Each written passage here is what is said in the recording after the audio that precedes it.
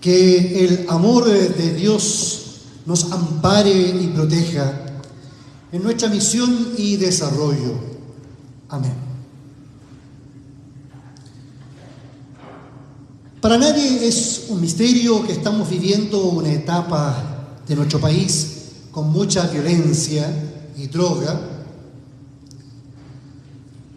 La sociedad ya estamos cansados todos los días de escuchar nuevas formas de robo, muertes.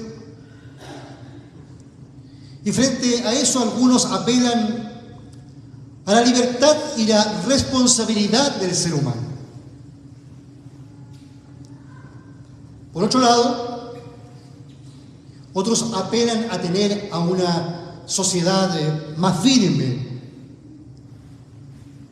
No por nada salió recién una encuesta donde señala que un 52% de nuestra sociedad quiere un gobierno más fuerte para, obviamente, poder controlar la violencia. En el primer caso, ¿no es cierto?, que apela a la libertad y a la responsabilidad en los seres humanos, ¿no es cierto?, que dicen, no, si el ser humano tiene inteligencia, va a poder un día determinado hacer que esto simplemente sea un mal sueño y nos vamos a civilizar. Frente a esto, la verdad es que la Biblia no nos entrega buenos augurios, porque en nuestro ADN está la maldad, está el pecado, y que todos luchamos contra todas esas cosas, pasiones, dice el apóstol Pablo. Pero eso es una realidad que uno ve, ¿no es cierto?, y dice, apresaron a 4, pero salen 8.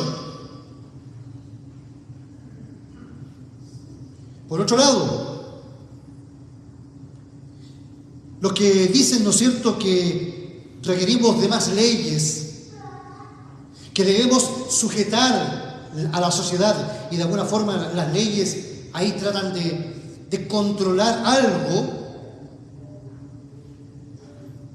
aparece el tema, bueno, ¿y quién administra esas leyes?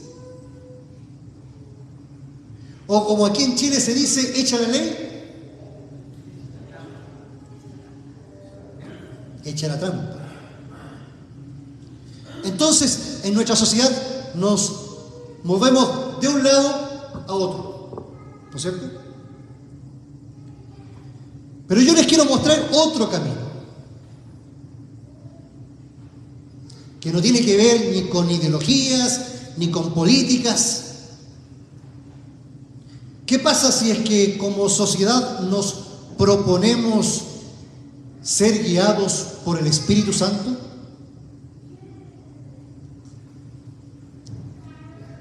¿Es muy loco lo que estoy diciendo? Alguien diría, claro, en la historia la iglesia tuvo su oportunidad. ¿Y qué pasó? Bueno, dejó toda una estela de división, de guerras y de muerte. ¿Cierto? Pero lamentablemente muchos no se dejaron guiar por el Espíritu Santo, sino por el odio, el rencor,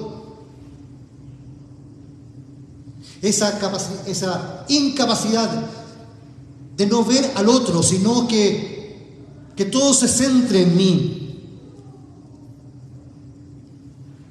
Pero ¿qué tal si volvemos a la Escritura y encontramos la forma de ser transformados por Dios para amar, para servir tal como lo hizo Jesucristo?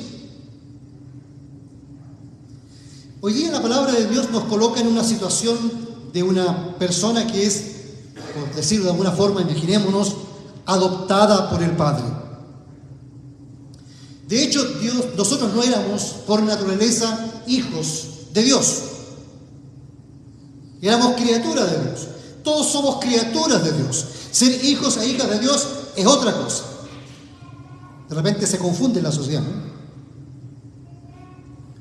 Y Él nos acoge como un niño en el bautismo, sin haber hecho nada, sin haber aportado nada para la salvación, porque no se necesita nada, sino la gracia de Dios, el regalo de Dios. Y Dios como Padre nos integra a su familia. Imaginémonos, ¿no es cierto?, que este niño va creciendo y va adquiriendo las costumbres del padre y de esta familia. Esta familia que se llama iglesia. Y el padre se alegra y él quiere ver, obviamente, en nosotros características de él. ¿Sí? De repente, ¿no es cierto?, cuando un hijo, hasta un nieto, ¿no? Yo puedo decir hasta un nieto, ¿no? De repente salen características, salió a mí. Lo mismo Dios. Si Él es bondadoso, quiere que sus hijos también tengan bondad. Si Dios es justo, también quiere que actuemos con justicia.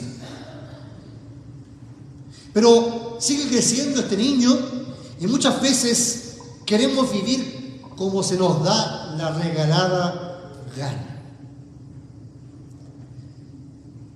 No deseamos que se nos violen nuestros derechos. Pero el hombre es realmente libre, así. ¿Se acuerdan de la historia del hijo pródigo? Quería ser libre. ¿Qué terminó siendo? Esclavo. ¿Realmente es libre el ser humano sin Cristo? Es una pregunta que ha surcado los siglos. Y llegamos siempre a la misma conclusión. No es completamente libre. Se nos puede dar a elegir A, B, C. Y nosotros pensamos, en eso está la libertad. Pero el D, E y F no se nos presenta, por ejemplo. Y así somos guiados, somos seducidos por el sistema, por las noticias, por el mercado, por las costumbres, y la lista puede ser muy larga. Además de eso, con el correr de los años, también en este niño que se vuelve rebelde, que llega a la edad del pavo, ¿no?, van apareciendo cosas que delatan nuestro carácter foráneo. Son cosas que no debieran pasar, de las cuales con el tiempo nos arrepentimos.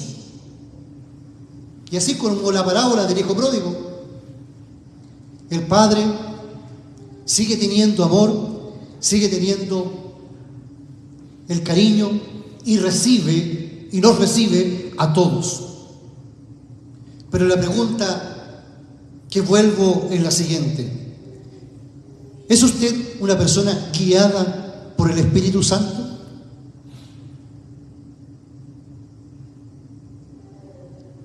¿Cómo lo sabe?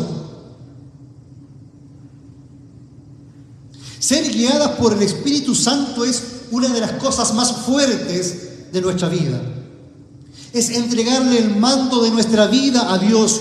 Es dejar a un lado nuestros caprichos, inclusive nuestros proyectos, para dejarnos introducir en un camino donde Dios puede sacarnos mucho provecho. Digamos que este hijo adoptado por el padre, él le dice: mira, hijo, yo quiero que seas una persona de bien, que vivas como te lo hemos enseñado, quiero que seas un profesional, te cases, puedas ser útil a otros. Así podemos empezar a parecernos a nuestro Padre, pero debemos ser impulsados por el Santo Espíritu. Nuestro amigo Martín Lutero lo dijo así, comillas: ser guiados por el Espíritu de Dios significa mortificar con ánimo libre o libremente, pronto y alegre, mortificar la propia carne, es decir, dar muerte al viejo hombre. Esto es desdeñar y negar todo lo que no es de Dios. Incluso negarnos a nosotros mismos. Esto no lo vamos a escoger naturalmente. Es Dios quien está detrás de nosotros diciendo, ya, hazlo. Dice la palabra que es el Santo Espíritu quien habla a nuestro espíritu que somos hijos de Dios. ¿Cómo está esa conversación con Dios? En oración. ¿Cómo sientes que eres hijo de Dios? Ser guiados por Dios es preguntarse qué es lo que Dios quiere que haga en tal o cual situación, o qué es lo que habría pensado o hecho Jesucristo en mi lugar. Es buscar su voluntad, es amar lo que Dios quiere para nosotros. Inclusive hay una famosa logo por ahí, ¿no es cierto?, de una mano entregándole el corazón a Dios. Eso es. Mi futuro es tuyo, Señor. Ojo, no confundamos.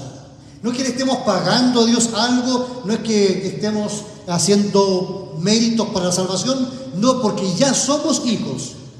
Nos ha comprado. Debemos buscarlo en oración, en la palabra de Dios, en nuestra conciencia y en nuestra realidad. ¿Cómo usted sabe que es guiado por Dios? Porque alaba a Dios. El Espíritu nos mueve a alabar. Y de hecho todos los pastores nos preocupa precisamente que en los templos estén llenos, porque precisamente podemos ver la temperatura espiritual, por decirlo de alguna forma, de las personas. Si yo no alabo a Dios, significa que no me interesa Dios, que lo dejo solamente para Navidad, que lo dejo, ¿no es cierto?, con suerte cuando vaya un responso. No, yo adoro a Dios a mi forma. ¿Quién le dijo que existían formas personales para alabar a Dios? La mejor forma es, claro, comunitaria. También es personal, pero comunitaria porque formamos un cuerpo. ¿Se acuerdan de la historia de los 10 leprosos que fueron sanados por Jesús? ¿Cuántos volvió a agradecer? Uno. Yo he hablado de esto aquí. Es como que perfectamente podríamos decir de todos, porque todos recibimos todos los días beneficios de Dios. Solo el 10% vuelve a alabar a Dios. Con ese 10% estaríamos llenos y tendríamos que hacer 2 o 3 cultos. Estoy hablando solamente dentro del contexto luterano, ¿no? Y Dios provoca en nuestro corazón esa cercanía con Él. Y hay una palabra aquí que no sé si a ustedes les llamó la atención, la palabra Abba, ¿no? No tiene nada que ver con el conjunto musical sueco, ¿no? Nada que ver. ¿Ustedes saben lo que significa? Ya, más que padre. Papito. ¿Le han dicho a usted? Mamita. Papito. A mí cuando me dicen eso, casi lo considero un chantaje. Porque me desarmo.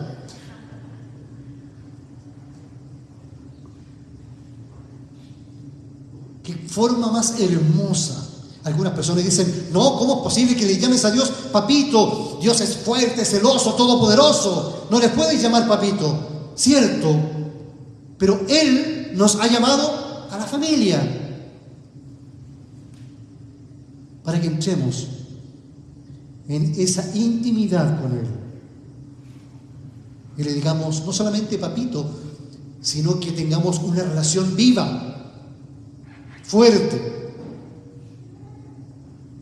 Y como nosotros hemos sido tomados e insertados en esta nueva familia, también, ¿qué es lo que tenemos? Herencia. Como Jacob, ¿se acuerdan del primer texto? A propósito, todos los textos del culto están relacionados, ¿no? Que Dios le dio promesas. Promesas para nosotros. Promesas que son reales y verdaderas. No tienen que ver solamente con un tema económico. Y digo solamente porque también puede ser. Tiene que ver con el ser del hombre, de la mujer. Tiene que ver con la plenitud. Tiene que ver con nuestra fusión con Dios, aquí y en la eternidad. Estimados hermanos y hermanas, necesitamos más gente guiada por Dios para cambiar esta sociedad. Necesitamos que tú puedas no solamente saber, sino actuar en esas condiciones. Pues si Dios es con nosotros, ¿quién contra nosotros? Que Dios nos bendiga y nos guarde hoy y siempre.